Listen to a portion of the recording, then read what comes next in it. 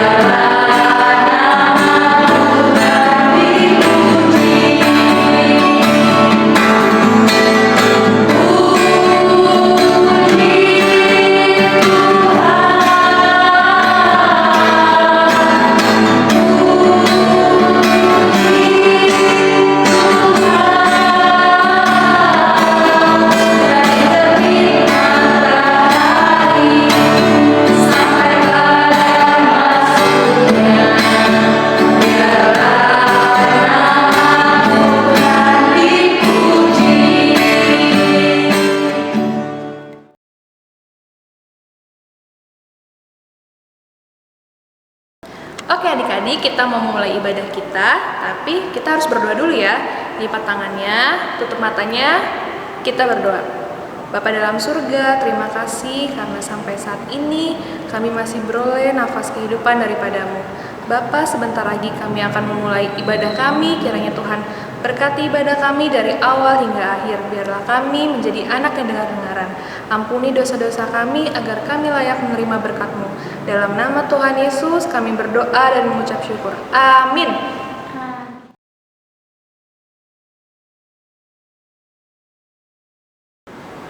Nah adik-adik, kakak mau nanya nih, siapa yang percaya bahwa kuasa Tuhan begitu besar? Untuk itu, mari kita angkat lagu pujian Allahku Besar.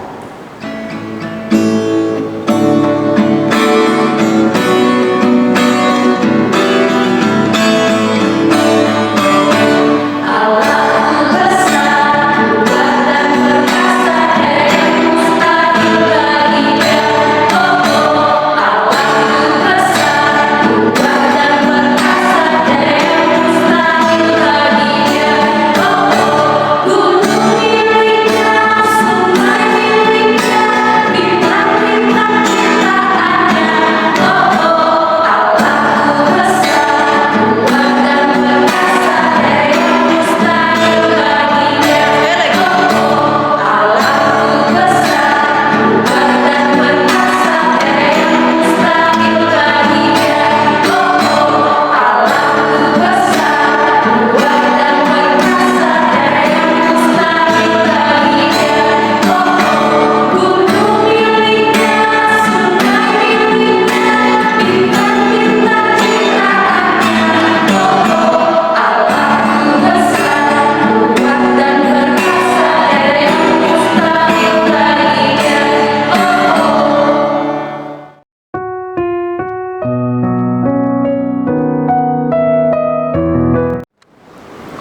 adik-adik, tiba waktunya kita mau mendengar firman Tuhan.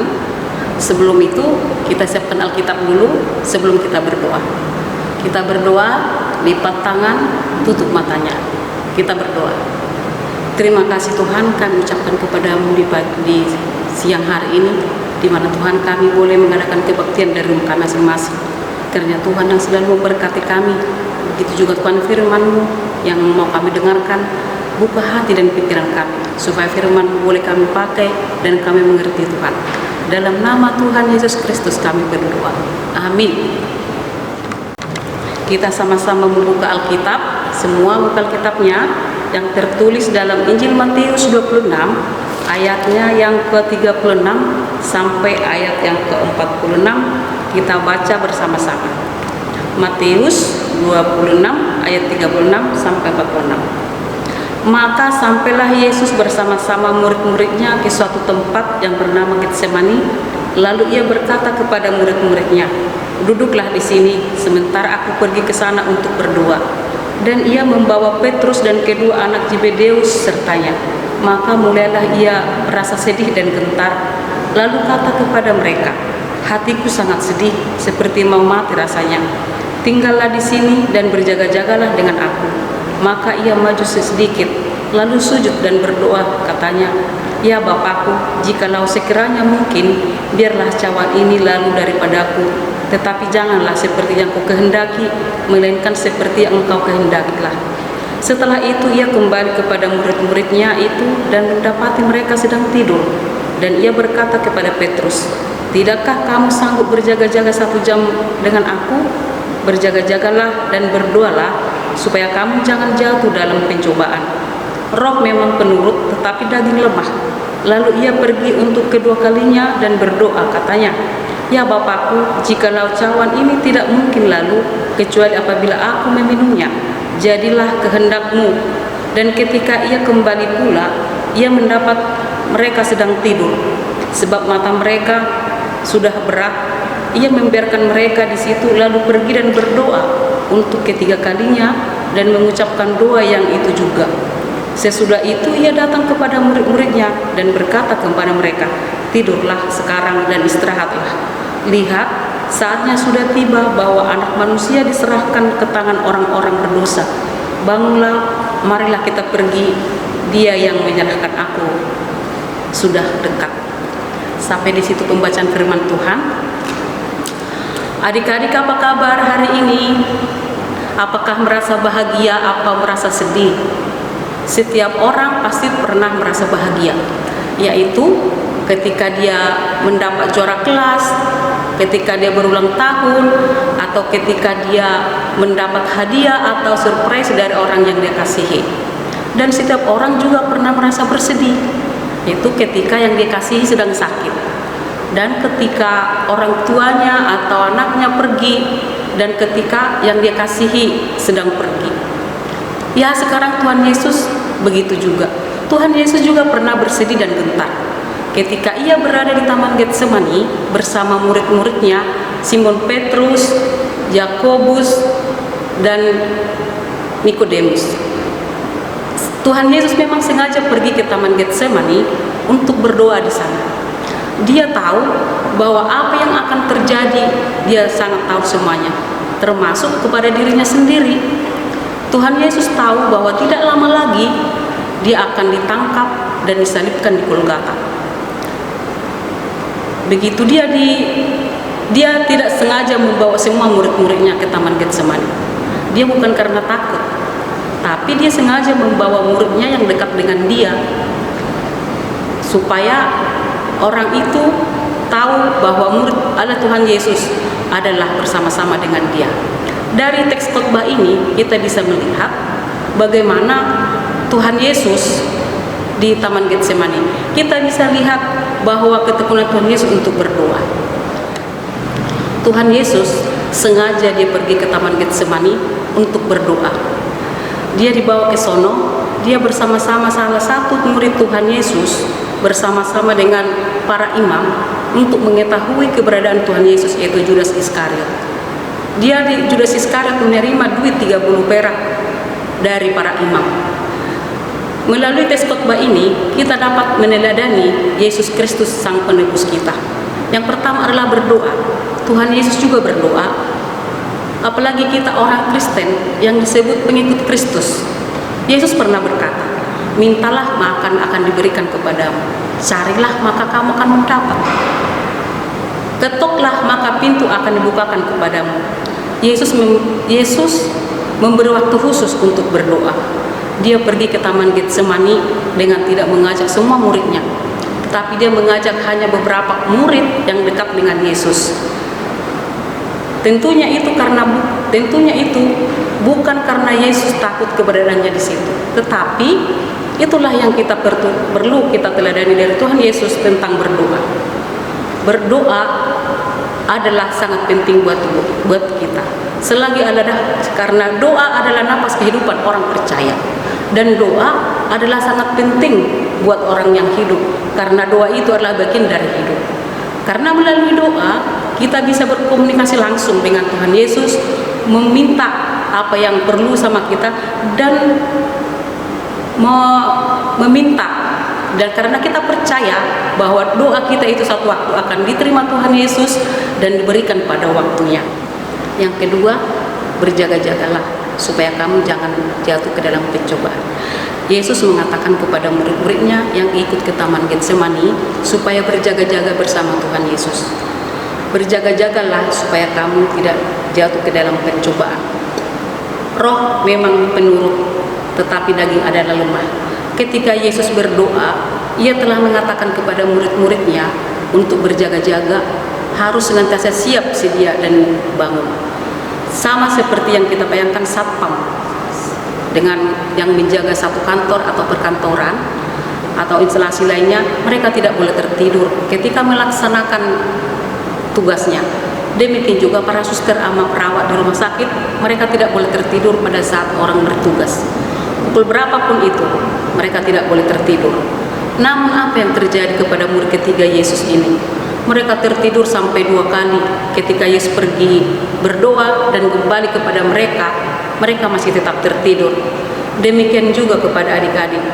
Apakah adik-adik pernah tertidur, terlambat pergi ke sekolah, atau nggak jadi berangkat gereja sekolah minggu karena tertidur malas bangun?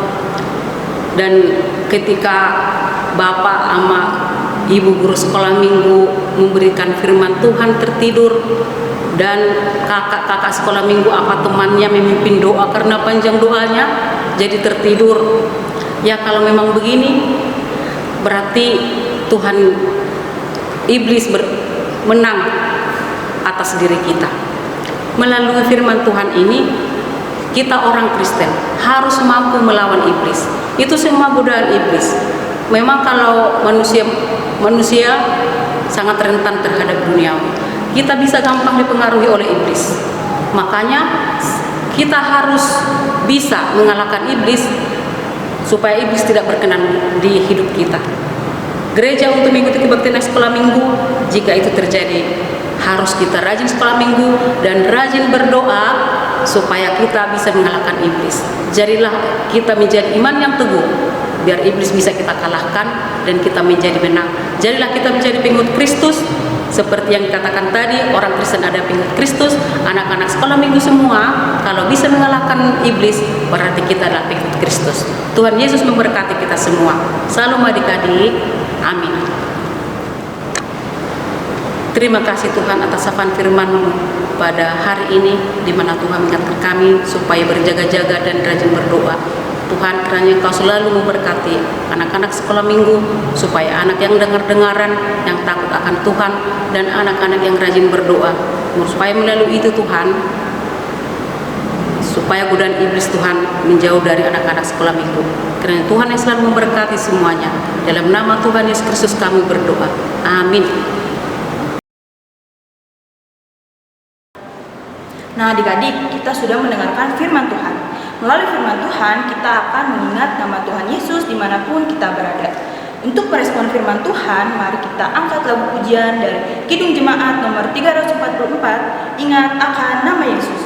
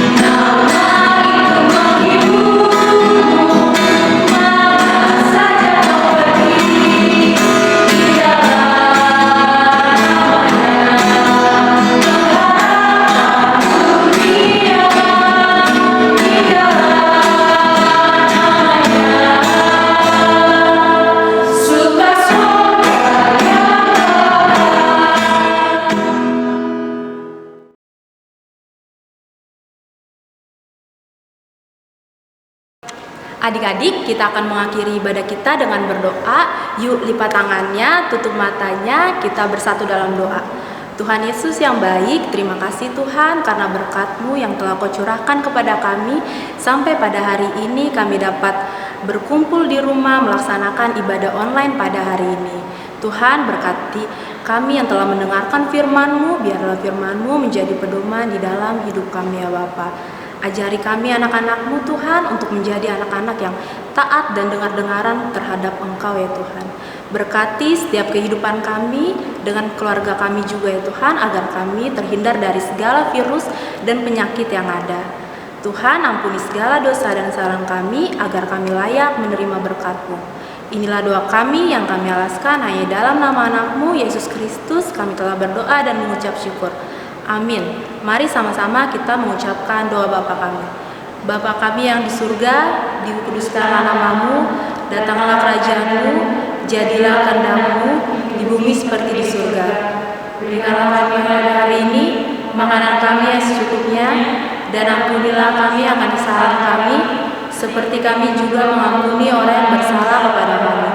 Dan janganlah membawa kami ke dalam pencobaan, tetapi lepaskanlah kami daripada yang jahat. Karena Engkau-lah yang punya kerajaan dan kuasa dan kemuliaan sampai selama-lamanya. Amin. Nah adik-adik, ibadah kita hari ini telah selesai. Sampai jumpa minggu depan. Dadah!